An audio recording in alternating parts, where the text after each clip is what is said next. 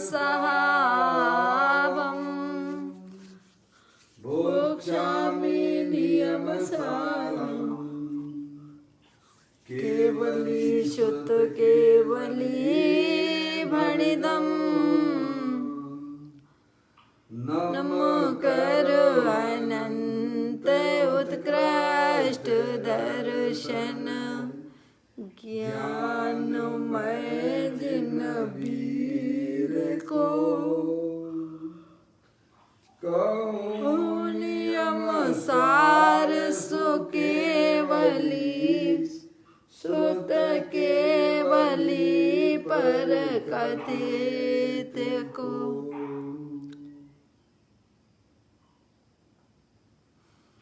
श्री नियम सारथी नामक यह परम आध्यात्मिक ग्रंथ स्वाध्याय हेतु में विराजमान है। आज से 2000 वर्ष पहले इस महान पवित्र ग्रंथ की रचना आचार्य श्री कुंद देव द्वारा इसी पवित्र भूमि पर की गई। इसके टीकाकार पदम प्रमलधारी देव मुनराज है। ग्रंथ का नाम नियम सार है। नियम से करने योग्य कार्य अपनी आत्मा में सम्यक दर्शन, सम्यक ज्ञान, सम्यक चारित्र रूपी निर्मल पर्याय, पवित्र पर्याय, मोक्ष मार्ग रूपी पर्याय को प्रकट करना, क्योंकि वह पर्याय स्वयं ही सुख स्वरूप है और अनंत सुख का कारण है। अनादि काल से हमारे आपके आत्मा में पर को अपना जानने वाली, पर को अपना मानने वाली, पर के साथ संबंध रखने वाली ऐसी मोर आदेश रूपी मलिन पर्याय, अपवित्र रूप पर्याय प्रकट है, जो स्वयं दुख स्वरूप है और अनंत दुख का कारण भी है। ऐसी मोर आदेश रूपी मलिन पर्याय का अपनी आत्मा में से उस पर्याय का अभाव करना और सम्यक दर्शन, सम्यक ज्ञान, सम्यक चारित्र रूपी निर्मल पर्याय, पवित्र पर्याय, मोक्ष मार्ग रूपी पर्याय को प्रकट करना। ऐसे कार्य की प्राप्ति जिनवाणी माता के माध्यम से अपने आत्मा के स्वरूप को पहचानना, अपनी जो आत्म वस्तु है वह परग्रह, प्रभाव और पर्याय से भी भिन्न अखंड ज्ञान ज्योति स्वरूप है। ऐसे ज्ञायक प्रभु परमात्मा में अपनापन स्थापित करना और उसी को निज रूप से जानना और अपनी वर्तमान पर्याय को अपने अखंड ज्ञान ज्योति स्वरूप में रमण कराना, उसे ही अरिहंत परमात्मा धर्म कहते हैं। देखिएगा उसकी चर्चा आचार्य भगवंतों ने, मुनराजों ने एक एक गाथा, कलश और टीका के माध्यम से हमें अपने आत्मा के स्वरूप को समझाया है। यहाँ पर श्री नियम सार जी ग्रंथ का चौथा अध्याय, चौथा अधिकार चल रहा है। इसकी अंतिम चर्चा श्लोक के माध्यम से यहाँ पर रह गई है, जिसमें मुनराज के 13 प्रकार के चारित्र की चर्चा और पंच परमेश्वर के स्वरूप की चर्चा हमने आपने सबने इसको पढ़ा। अब अंतिम चर्चा के रूप में यहाँ पर एक श्लोक आया है 107वें नंबर का, उपसंहार और अगली अधिकार के सूचक के रूप में वह अपन यहाँ पठन करते हैं। पढ़ता हूँ। उपरोक्त सुंदरी का अनंग सुखमूल शील कहते आचार, उसका परंपरा कारण है कहा गया चारित्र व्यवहार।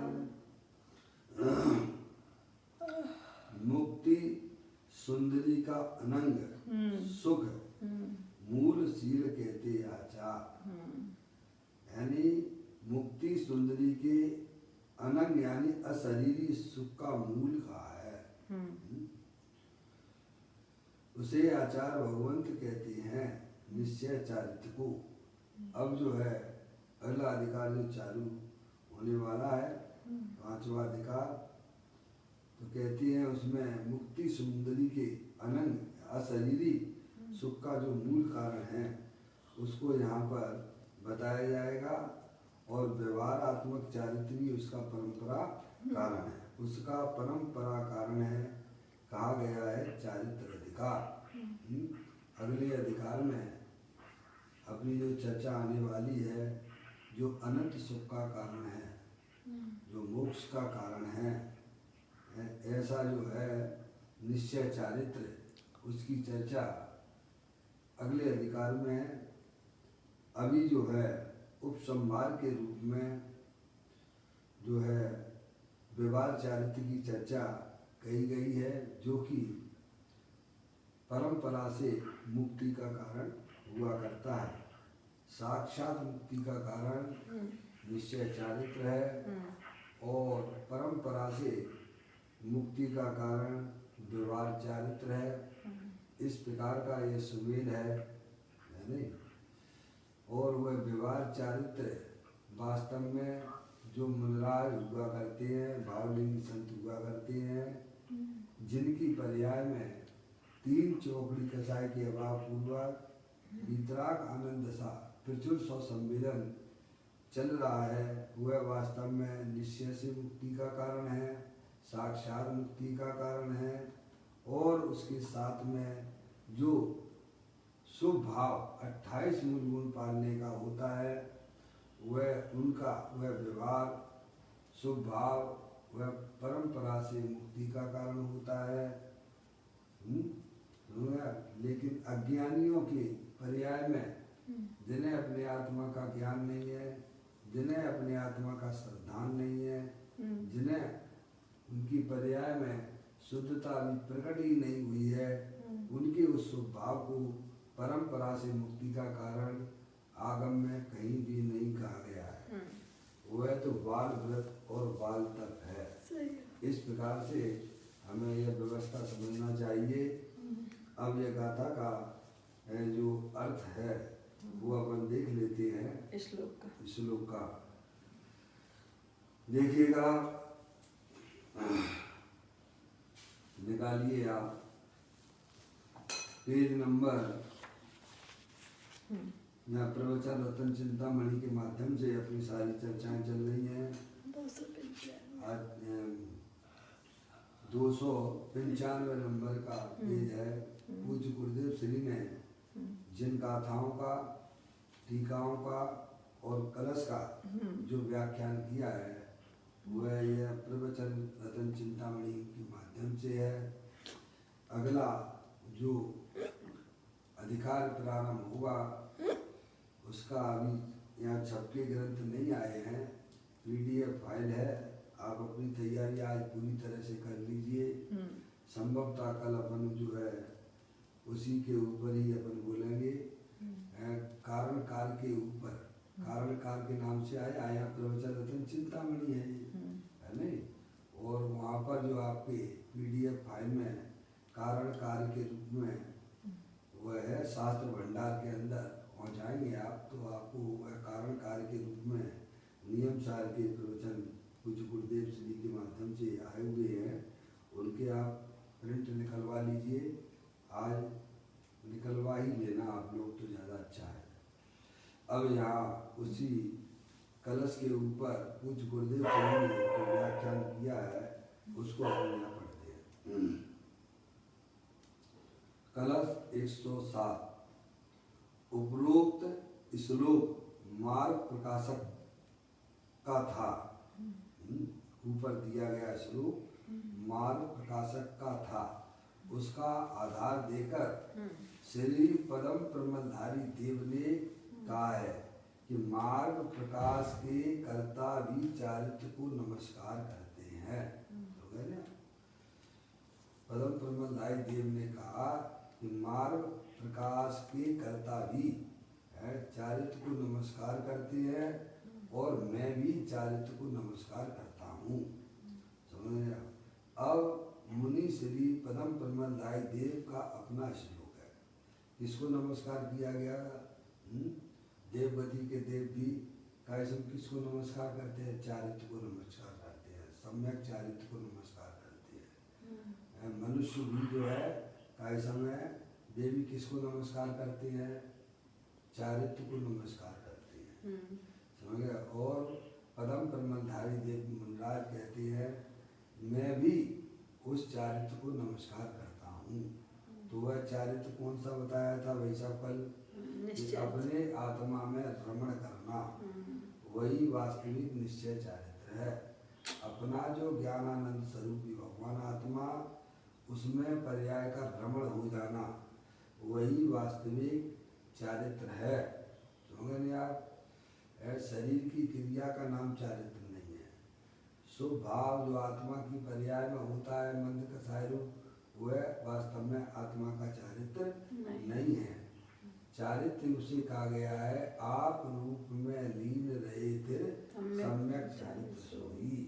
अपना जो भगवान आत्मा जो कि तीनों का ज्ञानानंद मूर्ति स्वरूप है उसका ज्ञान और उसी का श्रद्धान और उसमें ही अपनी वर्तमान पर्याय को भ्रमण कराना, उस चारित्र को का समय पूरा विश्व नमस्कार करता है। समझ गए नहीं आप? और पदम प्रमलधारी देव मुनिराज कहते हैं मैं भी उस चारित्र को नमस्कार करता हूँ। इस प्रकार की यह चर्चा आपने सुनी। अब आगे यहाँ कहती है मुनिराज श्री पदम प्रमलधारी देव का अपना श्लोक है, वह पर उस श्लोक के ऊपर अब यह चर्चा चलेगी।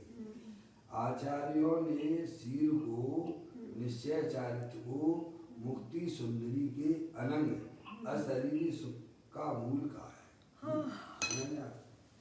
आचार्य कुंकुम देव आदि जो हुए हैं उन्होंने जो है निश्चय चारित्र को जो कि मोक्ष का कारण होता है, समझ गए आप? बहुत चर्चा अपन ने पढ़ी है इस अधिकार के अंतर्गत। समझ गए आप? निश्चय चारित्र ही वास्तव में मुक्ति का कारण होता है। व्यवहार चारित्र तो संसार का कारण होता है, जो आपके सामने बिल्कुल स्पष्ट आपको ध्यान में आना चाहिए। देखो 5 पांडव मुनिराज थे, ध्यान में बैठे हुए थे, भावलिंगी संत थे, 3 तो मुक्ति को प्राप्त हो गए और 2 जो है अभी संसार में है, देव गति को प्राप्त हुए। ऐसा क्यों? आपके अंदर ऐसा प्रश्न उत्पन्न होना चाहिए। जब 5 पांडव भावलिंगी संत हैं तो 5 को ही मुक्ति में जाना चाहिए था ना, फिर 2 देव गति को क्यों गए और 3 मुक्ति को क्यों पता नहीं? मौसी क्या ये प्रश्न बनता है नहीं बनता है? सही पापा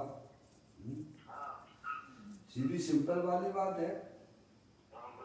जब 5 पांडव मुनि अवस्था में थे और भावलिंगी संत थे, 3 तो मुक्ति को पधार चुके और 2 वे हैं उसमें से नकुल और सहदेव, वे स्वर्ग में गए।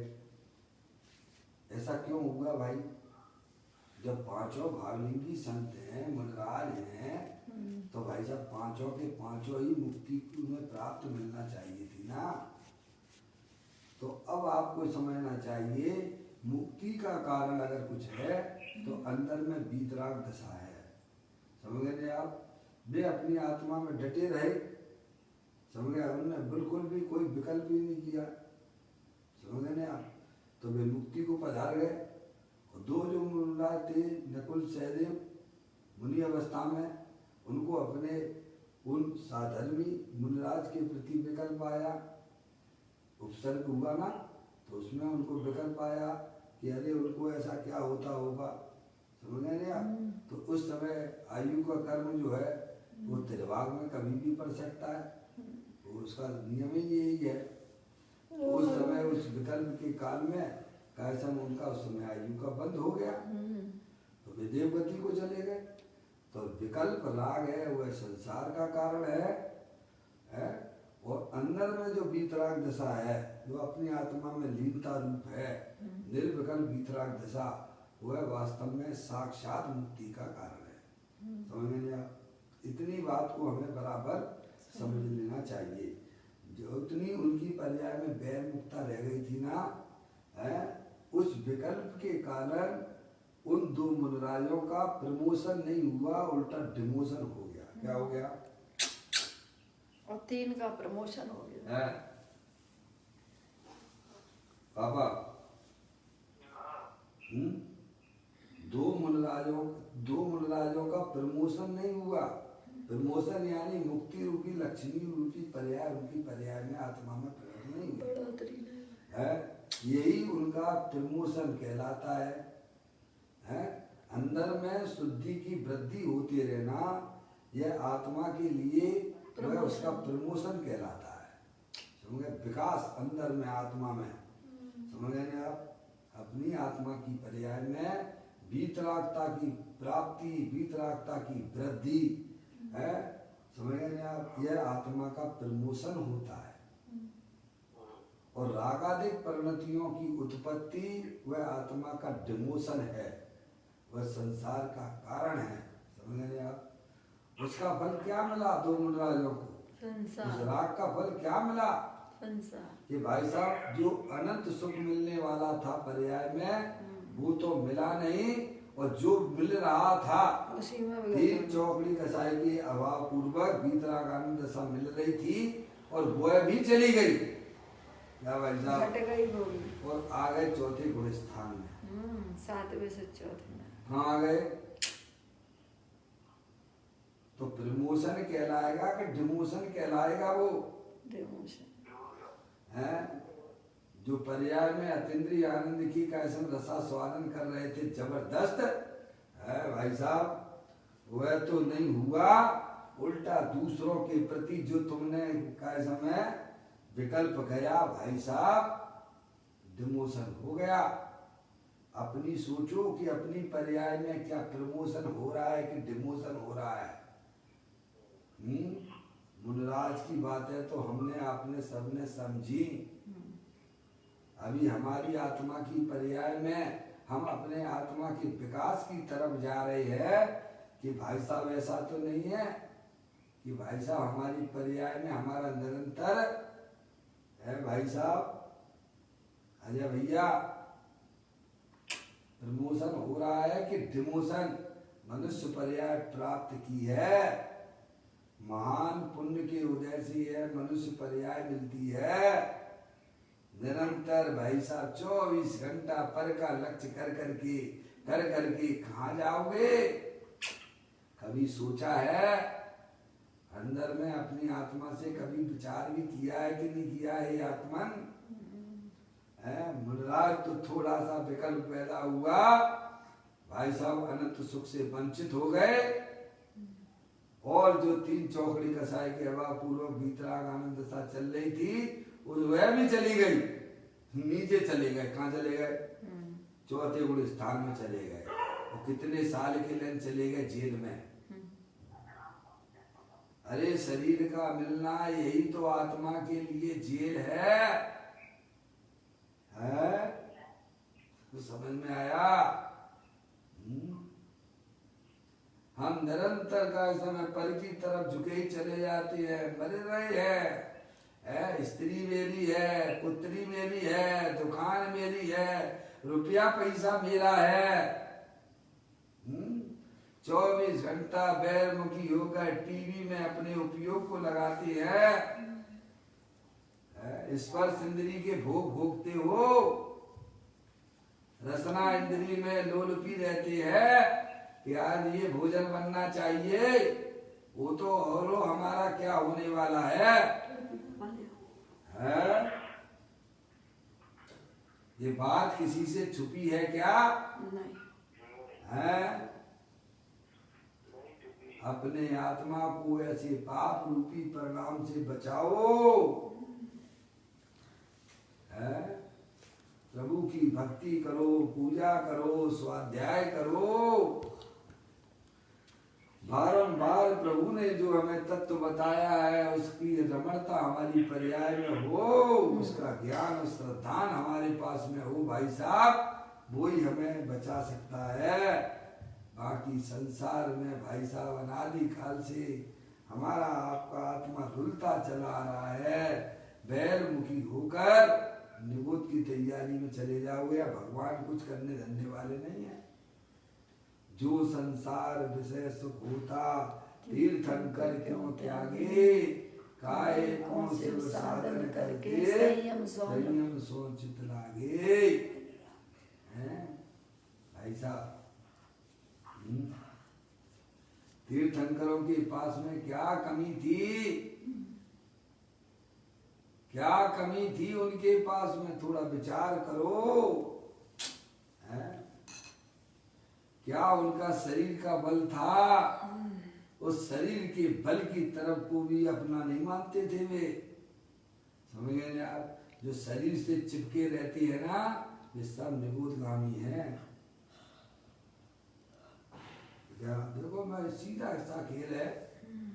देव गति का देव मिथ्या दृष्टि नियम से भाई साहब एक इंद्रिय आदि पर्याय में चला जाता है, क्योंकि शरीर से प्रेम है ना उसे। लाल की जीभ छोड़ना नहीं चाहता वो।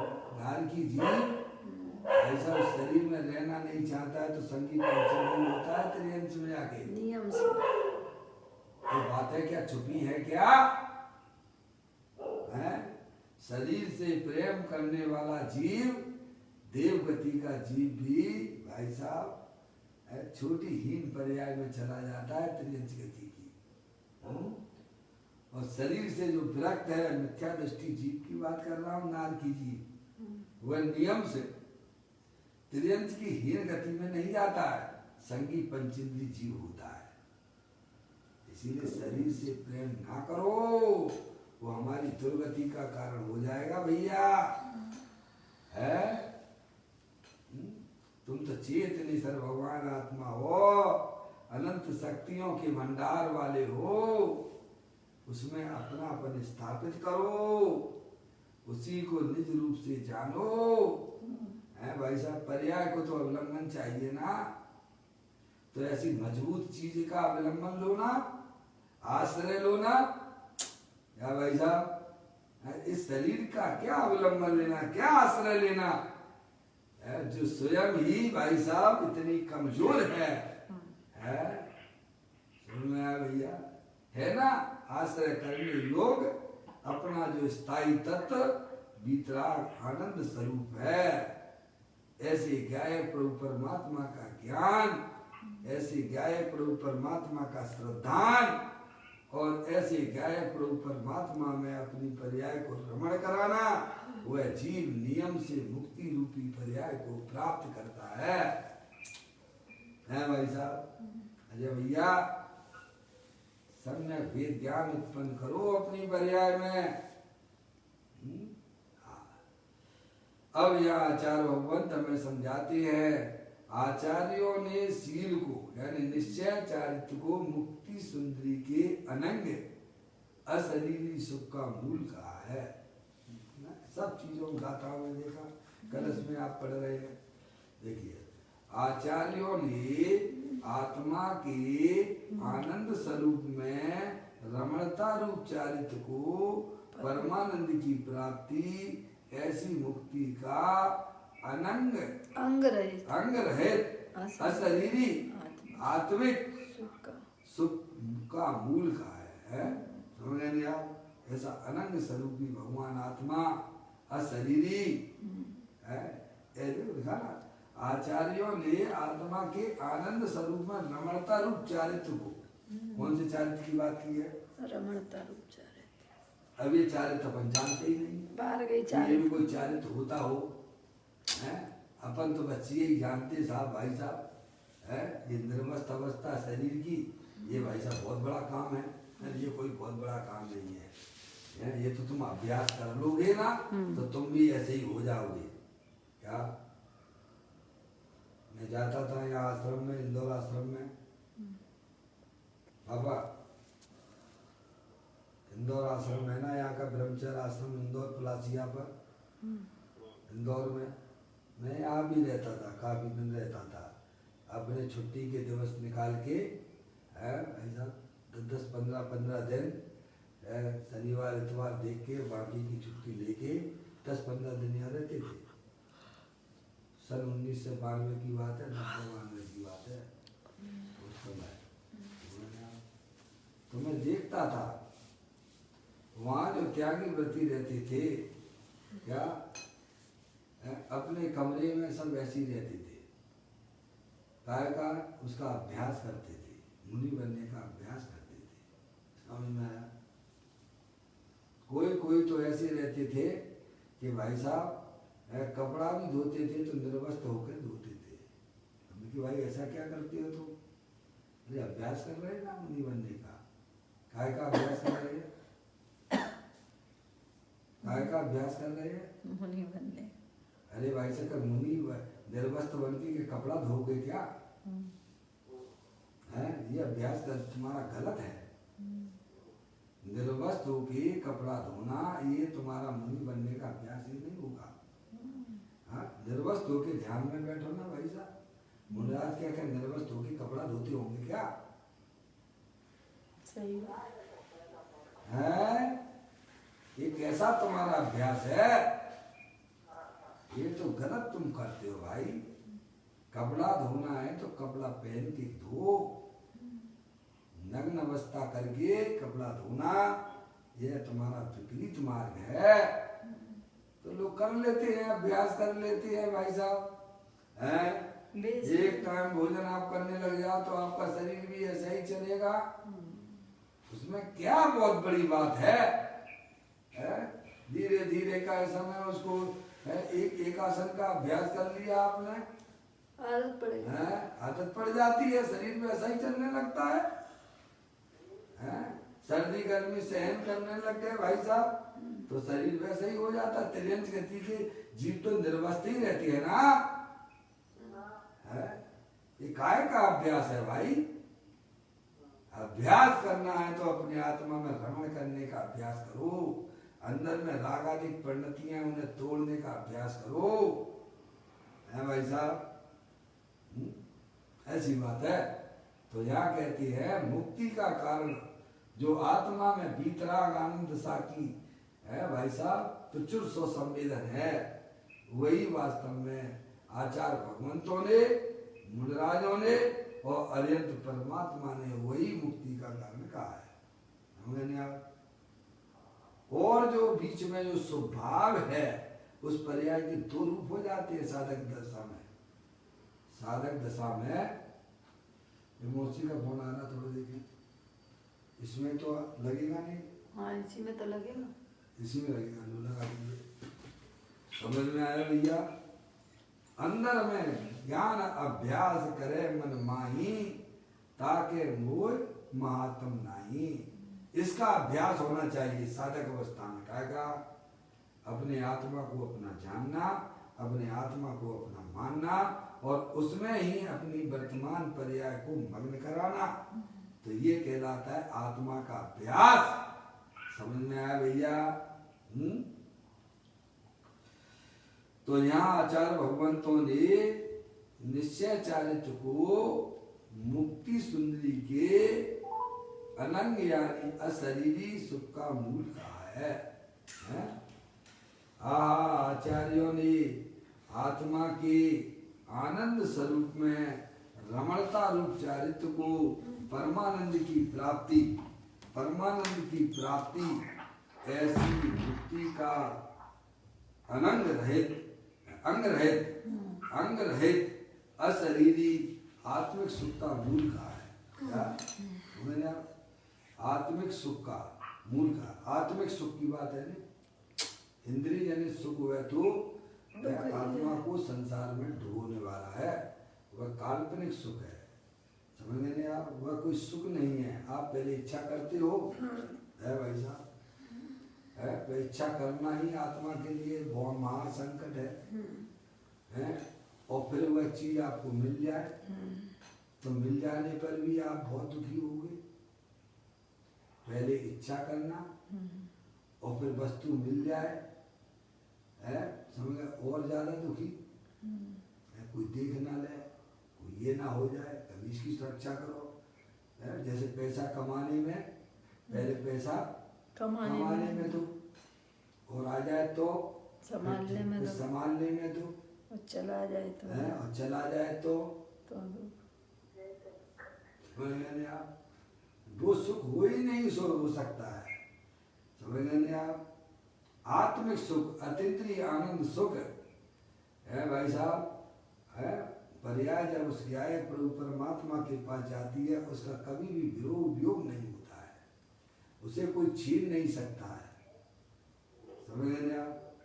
वह आत्मिक सुख आपके पास में उपलब्ध है। आत्मा उपलब्ध है कि नहीं है? है?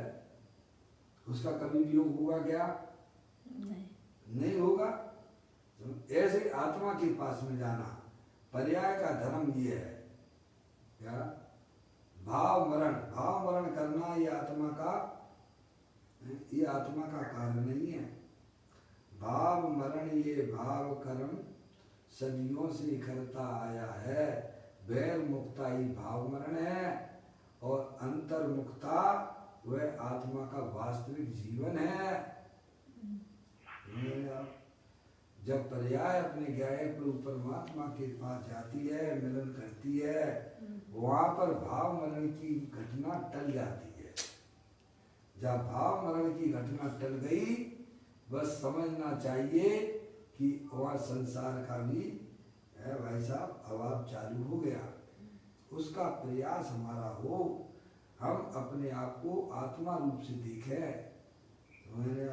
आत्मा रूप से स्वीकार करें कि मैं तो ज्ञानानंद स्वरूपी भगवान आत्मा हूँ, मैं मनुष्य नहीं हूँ, मैं स्त्री नहीं हूँ। क्या भाई साहब? और ये रागादिक परिणाम जो भाई साहब रह जाते हैं, भूमिका के अनुसार होते हैं, उनका मैं करता धरता नहीं हूँ। मैं तो मात्र जानने देखने वाला पदार्थ हूँ। भाई साहब ऐसी रागादिक परिणतियां भी दूर भाग जाती हैं। यह वास्तविक चारित्र की बात करती है। यह आत्मा का वास्तविक जीवन है। निर्विकल्प आनंद में रहना, अतीन्द्रिय आनंद में रहना, ये आत्मा का वास्तविक चारित्र है। इसे अनंत परमात्मा ने चारित्र कहा है। आनंद में पर्याय झूलती रहे आत्मिक सुख, उसका नाम वास्तविक चारित्र है। और वही चारित्र वास्तव में मोक्ष रूपी लक्ष्मी को प्राप्त कराता है। अरे दुखी हो रहते कहते हैं भाई साहब, घर से निकलो तो भाई साहब कैसे निकलना? खुशी जाओ, प्रसन्न चित्त से निकलना, दुखी होके नहीं निकलना। रोते रोते जाओ। अगर रोते रोते जाओगे तो पापा क्या मरे की खबर ना हुए, ऐसा कहते हैं। ऐसे ही अपनी आत्मा में जाना तो आनंदित होकर प्रवेश करना। अपना चेतन सर्वभगवान आत्मा जो तीनों काल ज्ञानानंद मूर्ति स्वरूप है, ओह ऐसे क्या है प्रभु परमात्मा में जो अपनी पर्याय को मग्न कराते हैं, वे वास्तव में अनंत सुख रूपी लक्ष्मी को, मोक्ष रूपी लक्ष्मी को प्राप्त करते हैं। ये बात हमारे ग्रंथों के अंदर सब लिखा पड़ी है। सब आचार्यों ने, सब मुनिराजों ने, अरिहंत परमात्मा ने सब हमको यही समझाया है कि निरंतर अपने अंतर्मुख रहकर अपनी आत्मा का आनंद लूटना। क्या वैसा वैर मुक्ता को जैन दर्शन में बिल्कुल भी जगह नहीं है। इससे पहले कहा था जैन चारित्र किसे कहना, अभी आया था, कल अपने पढ़ा था ना, जैन चारित्र अपने आनंद स्वरूपी भगवान आत्मा में रमण करना, वह जैन चारित्र है। फिर क्या समझ ना? तो कहते हैं आचार्यों ने आत्मा के आनंद स्वरूप में रमणता रूप चारित्र को परमानंद की प्राप्ति ऐसी मुक्ति का बार बार फोन कर रहा है क्या कहते हैं? परमानंद की प्राप्ति ऐसी मुक्ति का अंग रहित यानी अशरीरी आत्मिक सुख का मूल कहा है। समझ आप? अपने आप को अशरीरी देखो ना भाई साहब। वर्तमान में मैं कैसा हूँ? शरीर से रहित हूँ कि नहीं हूँ? चेतनेश्वर हूँ ना मैं? अमूर्तिक प्रदेश वाला हूँ ना? समझ रहे आप? जो शुद्ध देखे आत्म को वह शुद्धता को प्राप्त हो, जो मुक्त देखे आत्म को वह मुक्तता को प्राप्त हो। है अशरीरी भगवान आत्मा का जो सेवन करते हैं, शरीर की दृष्टि छोड़ के शरीर को अपना नहीं मानना, मैं तो अशरीरी भगवान आत्मा हूँ, उनकी पर्याय में भाई साहब मुक्त रूपी लक्ष्मी प्राप्त हो जाती है। ज्ञानी लोग बस अशरीरी भगवान आत्मा की साधना आराधना करते हैं, उन्हें मुक्ति मिल जाती है। हम किसकी सेवा करते हैं? 24 घंटा किसकी सेवा करते हैं? किसको संभाला करते हो? शरीर शरीर शरीर। किन किन के संभल गए हैं जरा एक के बता दो मेरे पास। कोई नहीं संभले को खवा दवा वो तो दगा देता। कितनी दवाइयाँ खाते हो संभालने के लिए आप?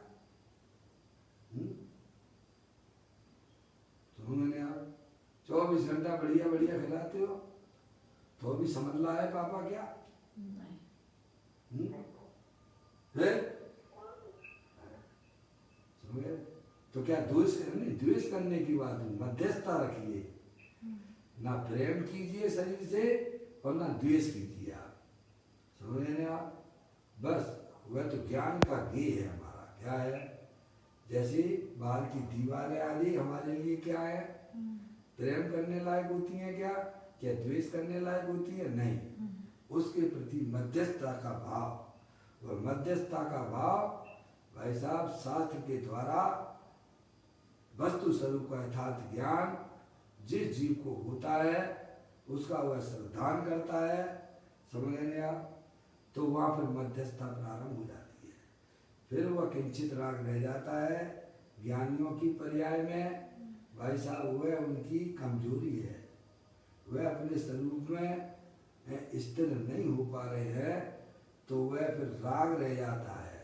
राग का राग तो चला जाता है, सर्वप्रथम राग का राग जाता है, समझे? उस पदार्थ पर पदार्थों की रुचि जाती है। तो ये काम करना कि अपने आप को 24 घंटा भाई साहब चिंतन में मनन में यही रहे, मैं एक शुद्ध सदा अरूपी ज्ञान द्रव्य यथार्थ से कुछ अन्य वो मेरा नहीं, परमाणु मात्र नहीं हरे। क्या ऐसा मैं चेतनी से भगवान आत्मा हूँ। तो कहते हैं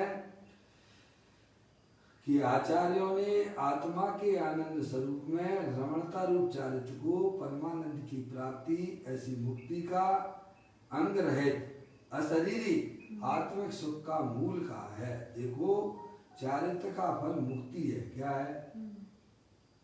चारित्र का फल क्या है? मुक्ति है। समझ रहे आप? जो अपनी वर्तमान ज्ञान की पर्याय को समस्त उपद्रव प्रभाव और पर्याय से भी विमुख कर लेते हैं और अंतरोन्मुखी उपयोग के द्वारा अपनी आत्मा की जो साधना और आराधना करते हैं उनको उसके फल में मुक्ति रूपी लक्ष्मी की प्राप्ति होती है। क्या समझे? ये है। तो कहते हैं कि रमणता रूप चारित्र को परमानंद की प्राप्ति, परम आनंद, परम आनंद यानी अनंत आनंद की प्राप्ति होती है, जो हमारा आपका सबका कर्तव्य है। समझे आप? परमानंद की प्राप्ति ऐसी मुक्ति का अंग रहे अशरीरी आत्मिक सुख का मूल का। देखो चारित्र का फल मुक्ति है। क्या है? महावीर भगवान मोक्ष को पधारे, हाँ पधारे, मुक्ति उनको पर्याय प्राप्त हुई है। उन्होंने अपनी आत्मा की कब से उन्होंने अपनी आत्मा की आराधना और साधना की थी? कौन सी पर्याय से उन्होंने अपनी आत्मा की साधना और आराधना की? शेर की पर्याय से। कहाँ से की चालू, कहाँ से की उन्होंने? शेर की पर्याय से उन्होंने। कितने भव लग गए उनको वह मोक्ष रूपी लक्ष्मी प्राप्त करने में? समझ रहे आप? कितना 10 भव लग गए थे, समझ रहे आप? और जो भी पर्याय उन्हें बीच में मिली थी, सम्य दर्शन होने के बाद फिर आत्मा को संयोग में ऐसी हीनाधिक पर्याय की प्राप्ति नहीं होती है। देवगति में गए, हमने वहाँ का समय पूरा किया तो मनुष्य पर्याय राजा के यहाँ हुए, फिर मुनराज हुए और फिर आयु पूर्ण हुई, फिर देवगति में गए, फिर राजा के यहाँ उत्पन्न हुए, फिर मुनि हुए और फिर मुक्ति गए। ऐसे उन्होंने अपनी पूरी जीवन में कहाँ से, वहाँ से उनकी आत्मा की साधना और आराधना त्रियंच गति से प्रारंभ कर दी थी। समझ रहे आप? हमें भी अपनी आत्मा को पहचान कर आत्मा में अपनापन करके उसकी साधना और आराधना में लगना चाहिए। यही आत्मा के लिए ऐसा में यही आत्मा का लिए इसका यही पुरुषार्थ है, यही आत्मा के कल्याण का मार्ग, यही है, दूसरा कुछ भी नहीं है। भाई साहब, आप कितने भी बैरमुख रह जाइए, लेकिन उस बैरमुखता तो दुख का कारण होता है, वह पराधीन है। आत्मिक सुख आनंद लीजिए, वह सुख सदा ही वह सुख स्वरूपी भगवान आत्मा दे देवल में विराजमान है। अशरीरी रूप से अपने आप को स्वीकार करना, कभी भी अपने आप को शरीर से ना देखना, कभी भी अपने आप को रागादिक रूप परिणति से ना देखना। मैं तो चेतन सर भगवान आत्मा हूँ, अखंड ज्ञान ज्योति स्वरूप हूँ। ऐसे अपने अंतरोन्मुखी उपयोग के द्वारा अपने ज्ञाय प्रभु परमात्मा का ज्ञान और श्रद्धान जो जीव करते हैं और उसमें ही अपनी पर्याय को बारंबार बारंबार बारंबार, जैसे सोने को बारंबार तपाने से क्या होता है? सोने को बारंबार ताप देने से क्या होता है? उसकी चमक बढ़ती है, उस सोने में चमक हो जाती है, चमकता है वो है, और गंदगी होती है बाहर निकल जाती है। ऐसे ही अंतरोन्मुखी उपयोग के द्वारा एक केंद्रित अपना भगवान आत्मा हो, ज्ञानानंद स्वरूप है। बारंबार ये अभ्यास करो भाई साहब, ये अभ्यास जो जीवन में करते हैं भाई साहब, उनकी पर्याय में चमक और दमक आने वाली है। समझे भाई? मुरझाई हुई ज्ञान लता अंतर्वल से खिल जाती है। क्या भाई साहब? ऐसा है। तो कहते हैं चारित्र का फल मुक्ति है। यह कहते हैं स्वरूप का सम्यक दर्शन, दुख फिर द्वारा गुरुदेव श्री समझाते हैं। स्वरूप यानी अपनी आत्मा का स्वरूप, स्वरूप यानी स्व यानी अपना शुद्धात्मा है। शुद्धात्मा का स्वरूप का सम्यक दर्शन, स्वरूप का ज्ञान, अपने आत्मा का श्रद्धान, अपने आत्मा सम्यक दर्शन क्या? अपने आत्मा का श्रद्धान। मैं आत्मा हूँ, मैं मनुष्य नहीं हूँ, मैं स्त्री नहीं हूँ, मैं तो जानने देखने वाला पदार्थ हूँ, ज्ञानानंद स्वरूप भगवान आत्मा हूँ। ऐसा श्रद्धान, ऐसा ज्ञान और अतीन्द्रिय आनंद का अनुभव होने के पश्चात ऐसा ही अपने आप को अनुभव करो। हम तो अनुभव कैसा करते हैं? द्विहीन पामर, मैं मनुष्य हूँ, अरे किसका अनुभव करते हो? जड़ का? या जड़ होना है क्या? मैं ज्ञानानंद स्वरूप भगवान आत्मा हूँ। भाई साहब, जो ऐसा अनुभव करती है भाई साहब, उनकी पर्याय में चमक और धमक हुआ करती है। कहते हैं स्वरूप का सम्यक दर्शन, स्वरूप का ज्ञान, अतीन्द्रिय आनंद का अनुभव होने के पश्चात है आनंद स्वरूप में लीनता होना, समझा? उसी में बस वह पर्याय ढकी रहती है। हमारे मुनराजों के ऊपर उनके पाप के उदय से कैसे कैसे उपसर्ग होते हैं, और वो वे मुनराज हैं जिनके ऊपर सर्प डाला गया था।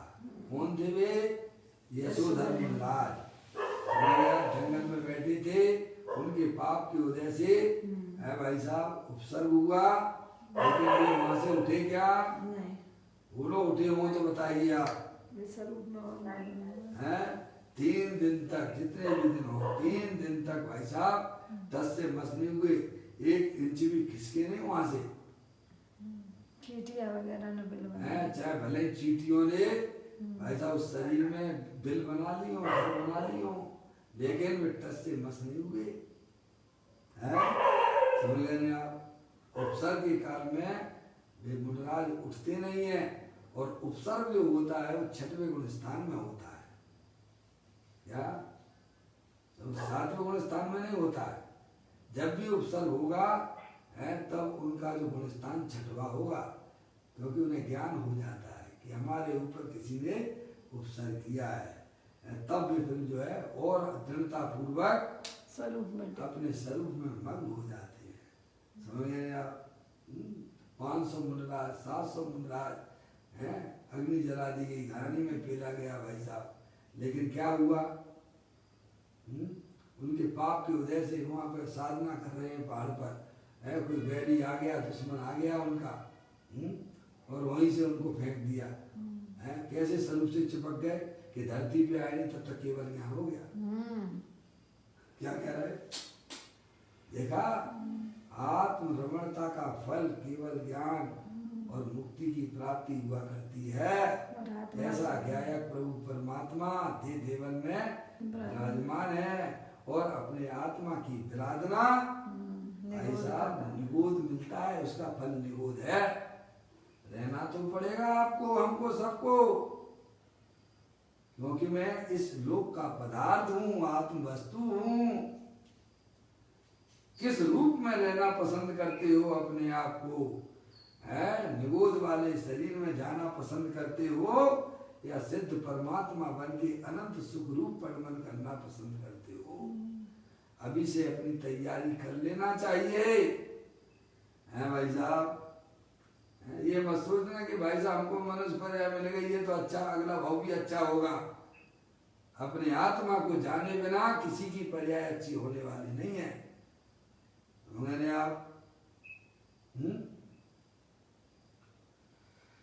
तो कहते हैं स्वरूप का श्रद्धान, स्वरूप का ज्ञान और अतीन्द्रिय आनंद का अनुभव होने के पश्चात आनंद स्वरूप में लीनता होना, ऐसा चारित्र है मोक्ष रूपी सुंदरी के अशरीरी सुख का मूल है।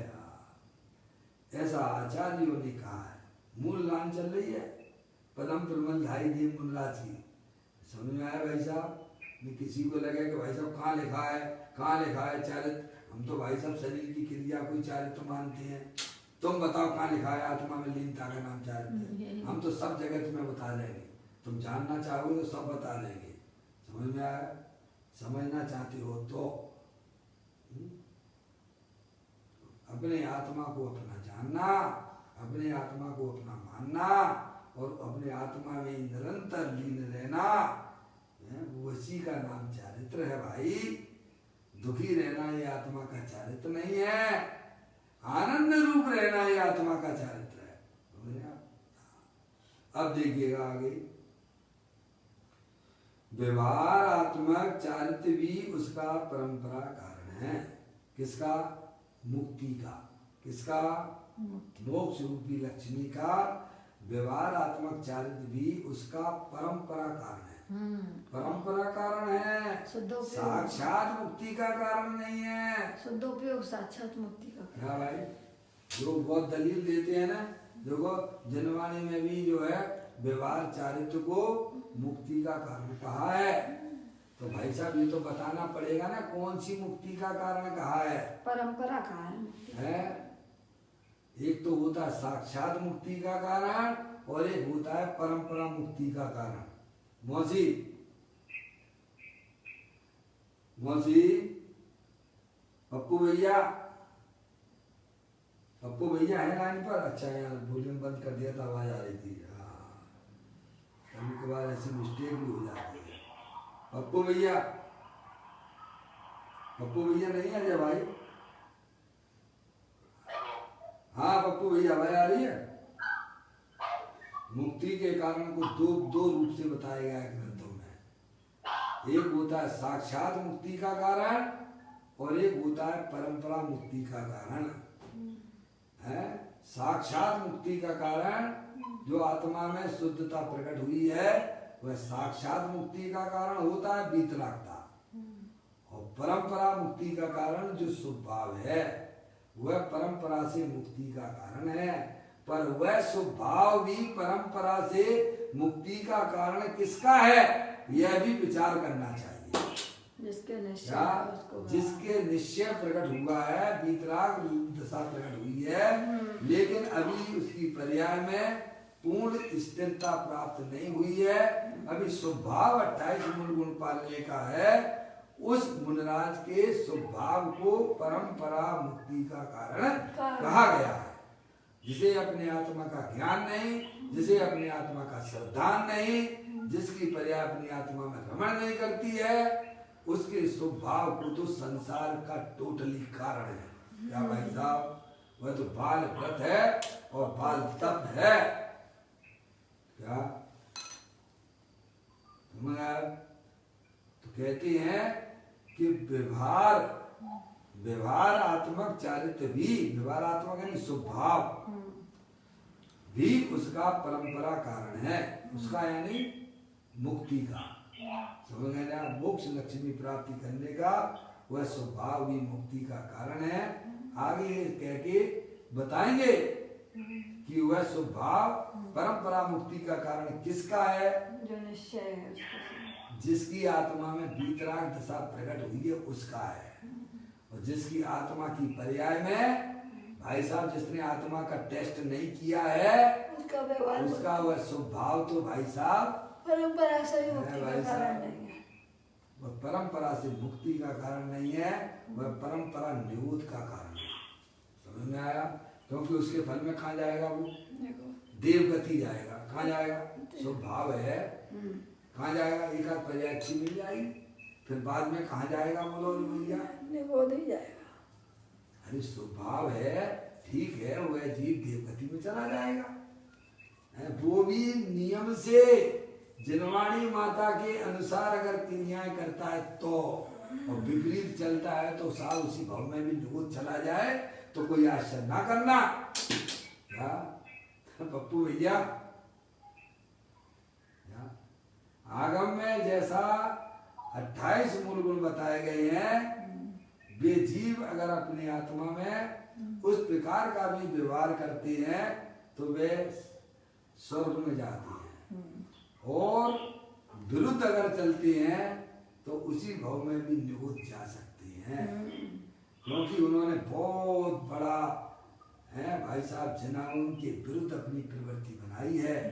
आगम विरुद्ध है ना, आगम विरुद्ध। आप मत देखिए कि ये सेठ अभी बढ़िया है और जो है कैसे में खूब भाई साहब इसने पहले पूर्व भाव में खूब इसने खूब किया होगा, आज इसको मिल रहा है, राजा है भाई साहब। अब ये आगे भी पर्याय इसको बढ़िया मिलने वाली है। राजेश्वरी में मत रहना, राजेश्वरी से घर के शरीर में मिल जाएगा 2 समय के अंदर। है वो बसु था ना, राजा बसु कहाँ गया था? एक शब्द का अर्थ उल्टा किया भाई साहब नरक में चला गया। ये कभी मत सोचना कि जो बाहर दिख रहा है वह भाई साहब है, अगर गलत परिवर्तन करोगे जैन देव परमात्मा के बताए अनुसार परिवर्तन ना किया व्यवहार में भी तो उसी भव में भी तुम निरोध जा सकते हो। क्या बहुत बड़ी जिम्मेदारी होती है भाई साहब। यहाँ कहते हैं व्यवहारात्मक चारित्र भी उसका परंपरा कारण है। देखो व्यवहार चारित्र मोक्ष का परंपरा कारण है यह कहते हैं, परंतु यह किसके लिए है? क्या कहा पूज्य गुरुदेव श्री ने? ये स्वभाव जो है परंपरा मोक्ष का कारण है, वो किसके लिए है? तो कहती है जिसे निश्चय चारित्र है। निश्चय चारित्र यानी जिसकी पर्याय में वीतराग दशा प्रकट हुई है आत्मा के अवलंबन से, उसके लिए है। उसके लिए व्यवहार स्वरूप चारित्र मुक्ति का परंपरा कारण है। अर्थात व्यवहार चारित्र को छोड़कर जब अंदर स्थिर होगा तब मुक्ति होगी। कब होगी? कब मुक्ति होगी उसकी? है भाई साहब, उस स्वभाव का भी क्या समय भाई, उस स्वभाव से भी हट जाएगा और अंदर जो गाय प्रभु परमात्मा उसमें जो डट जाएगी पर्याय उसको होगी। किसको होगी? है उस स्वभाव रूपी विकल्प से भी। इसीलिए तो आचार्य भगवान उस पदवी को छोड़ देते हैं। आचार्य पदवी को छोड़ के सामान्य मुनि हो जाते हैं। अब कोई जिम्मेदारी नहीं हटा। क्या कहा भाई साहब? अब मुझे व्यर्थ के विकल्प अब नहीं करना। उन सबको व्यर्थ के विकल्प समझते हैं वे, और हम क्या समझते हैं अपने विकल्पों को? हैं? समझ में आया? तो कहते हैं व्यवहार चारित्र को छोड़कर जब अंदर स्थिर होगा तब मुक्ति होगी। ऐसा स्वरूप है भाई, इसमें कोई कुछ नहीं कर सकता है। भाई अद्भुत बात है। अरे पक्ष का व्यामोह बहुत हानिकारक हो जाता है। समझ आप? जिसे पक्ष का व्यामोह है वह अपने पक्ष की पुष्टि को, वह अपने पक्ष की पुष्टि हो तद अनुसार शास्त्र की अर्थ करता है। क्या करता है? अपने अनुसार करता है। जिसे पक्ष राग पड़ा हो ना तो वो वैसी बातें करेगा। समझ गए नहीं आप? शिथिलता वाली बातें करेगा। काहे की? राग के पोषण की बात करेगा। चश्मा लगाना चाहिए कि नहीं लगाना चाहिए, तो वो कहेगा वाह भाई साहब, वो तो अपनी ज्ञान की साधन होता है। क्या करेगा? वो खुद लगाता होगा तो क्या बात करेगा? मोदी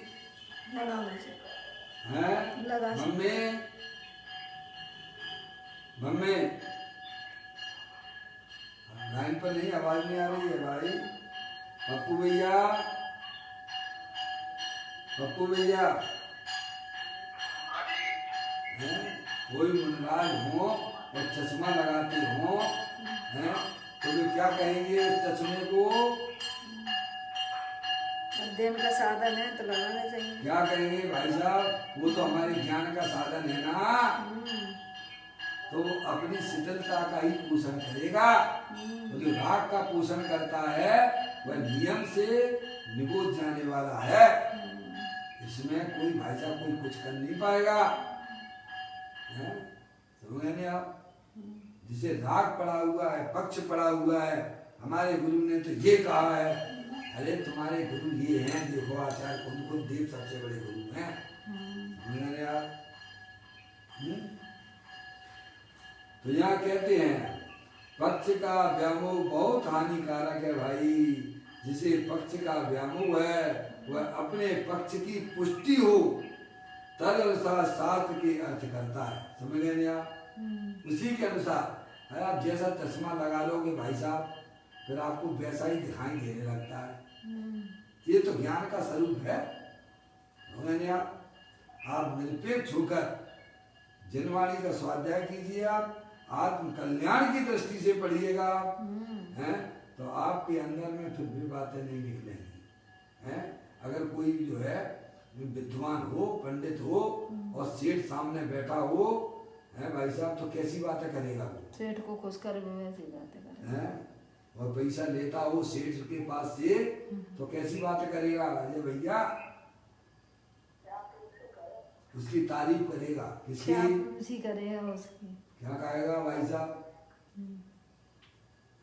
पप्पू भैया जो पैसे लेके शास्त्र सुनाते होंगे और सेठ जी वहां बैठे होंगे, पैसा देते होंगे, तो वह उस समय कैसे अर्थ करेगा ये बताओ आप? हैं जो सेठ जी को अच्छे लगे वे वाली बातें बोलेगा। कौन सी? और जिसे उससे सेठ जी से कोई लेना देना नहीं है क्या भाई साहब, तो वह अर्थ कैसे करेगा भाई साहब?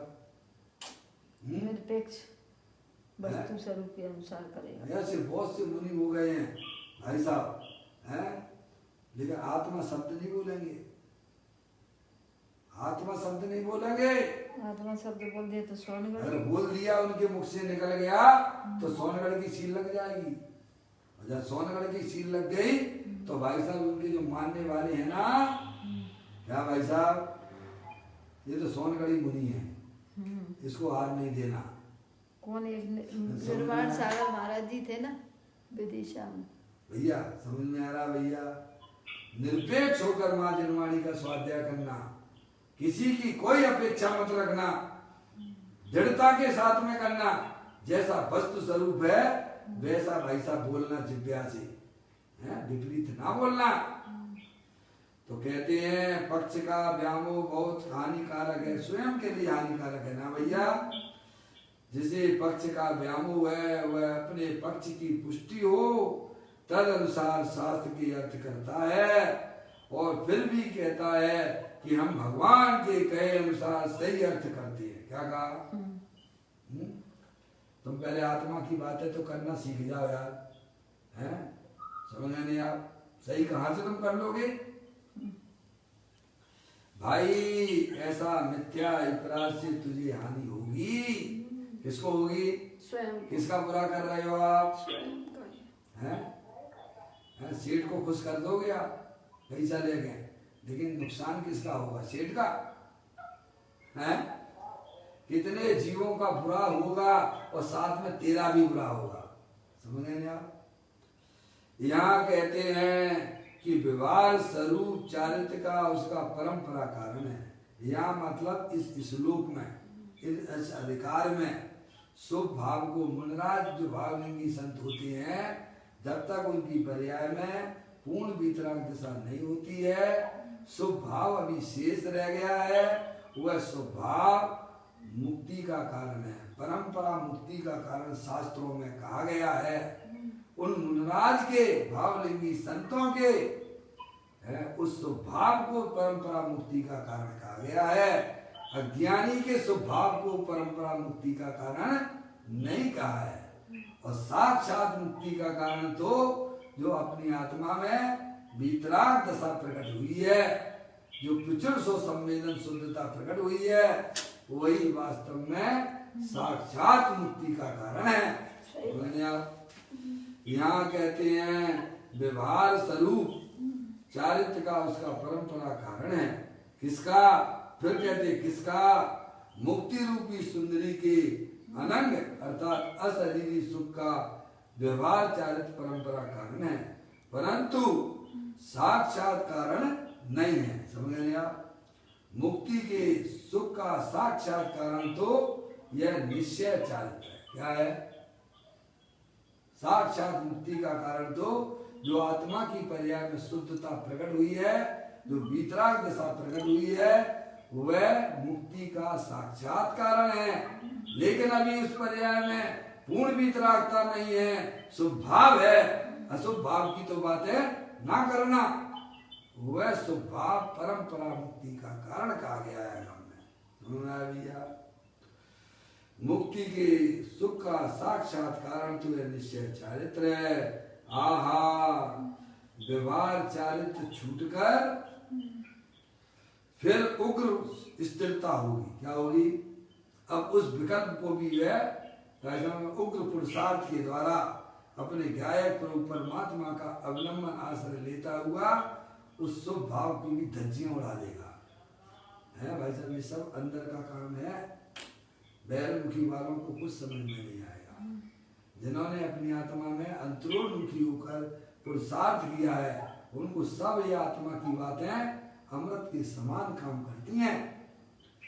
विवाह चारित्र छूटकर फिर उग्र स्थिरता होगी, तब पूर्णानंद की प्राप्ति रूप, तब पूर्णानंद की प्राप्ति रूप मुक्ति प्राप्त होगी। मुक्त रूपी लक्ष्मी अनंत ज्ञान, अनंत सुख, अनंत वेद रूपी पर्याय प्रकट होगी। और इसीलिए व्यवहार चारित्र को मुक्ति का परंपरा कारण कहा गया है। यहाँ पर इस प्रकार अपना आज यह चौथा अधिकार अपन ने पूरा किया। आपने बहुत बढ़िया तरीके से इसका स्वाध्याय किया है। 4 अधिकार अपने पूरे हो गए हैं। कल से अपन जो है निश्चय चारित्र का अधिकार है, निश्चय प्रतिक्रमण, निश्चय चारित्र किसे कहते हैं, उसकी चर्चा अगले अधिकार के अंतर्गत आने वाली है।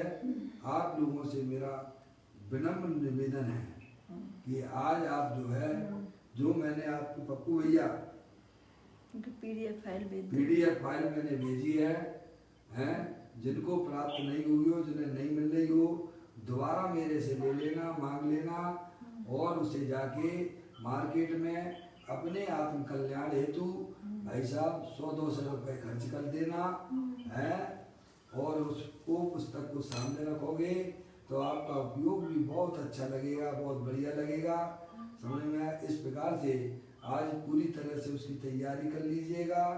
कल अपन जो है 5वां अध्याय जिसका नाम है वो प्रतिक्रमण अधिकार, निश्चय प्रतिक्रमण, समझ गए। निश्चय प्रतिक्रमण अधिकार है, उसमें निश्चय चारित्र की बातें भी हमें आचार्य कुमकुम देव, पदम प्रमलधारी देव, मुनराज गाथा टीका कलश के माध्यम से उसका विवेचन हमें समझाएंगे। इसीलिए पुस्तक का होना हमारे लिए अत्यंत जरूरी है। आप लोग अपनी आज तैयारी कर लेना भैया, अभी अपना समय यहाँ पर हो गया। निज निधि निज में बताई, ये अनंत अनंत उपकार है, उसके लिए जिन वाणी मांगो वंदना सतबार है, वंदना सतबार है। 9 बार नमो कार्बन।